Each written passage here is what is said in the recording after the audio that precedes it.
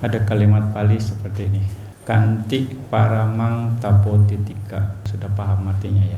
Kesabaran adalah praktek pertapaan yang tertinggi. Gimana caranya sabar supaya praktek pertapaan yang tertinggi? Nah, sabar ini punya ciri, yaitu kemampuan untuk menerima. Kemampuan untuk menerima, ability to accept, itu ciri dari kesabaran. Dan artinya harus ditempatkan di tempat yang tertinggi dibandingkan ide sendiri atau pemikiran sendiri. Itu kesabaran. Kadang kita mungkin jadi gak sabar, akan bilang, kenapa kok gini sih? Kok jadi begini sih? Nah, kita punya ide sendiri, harusnya begini, tapi kenyataannya begini. Kita komplain, kenapa kok begini? Nah, jadi itu yang harus ditempatkan lebih tinggi dibanding ide atau pemikiran sendiri. Jadi harus yang lebih tepat ininya adalah, oh seperti ini ya, oh begini ya, bukan kok begini, kok begitu. Nah, itu yang akan sejalan dengan kesabaran itu sendiri. Terima apa adanya, lalu kalau bisa, kalau mau diperbaiki, bukan dikomplain. Mau dibilang kalau kita kok begini, kok begitu, kesannya kan kita nggak suka, betul enggak? Kalau oh seperti ini ya, oke, gimana nih baiknya nih berikutnya, atau gimana bisa nggak ditingkatin lagi, ya.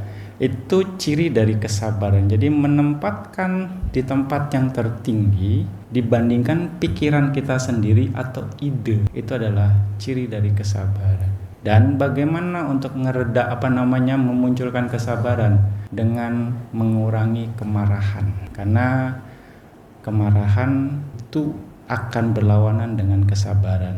Ya, banyak orang yang gak sabar karena gak suka, karena emosi. Jadi dia rata-rata gak sabar. Caranya gitu. Nah, gimana caranya meredam kemarahan? Istilahnya dengan perenungan membandingkan. Misalnya, oh terlalu dingin misalnya.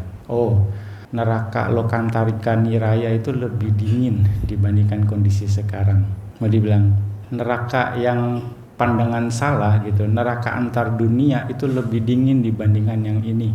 Jadi ya saya harus sabar loh. Oh misalnya terlalu panas, neraka Awici, api neraka itu lebih panas dari yang ini. Jadi meredam kemarahan dengan membandingkan, dan juga punya pandangan yang positif. Selalu berpandangan positif terhadap sesuatu. Oh ya memang kondisinya seperti ini, ya sudah loh, kalau nanti saya coba perbaiki lagi. Ya sudah, dia memang orangnya seperti ini, ya sudah loh, ya semoga dia lebih sabar.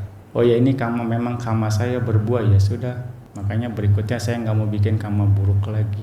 Nah itu cara-cara meredam dengan yoniso manasikara, sehingga akan memunculkan kesabaran itu sendiri. Ya, itu yang bisa kita lakukan terus untuk melatih kesabaran atau kanti ini secara alamiah muncul ke kita.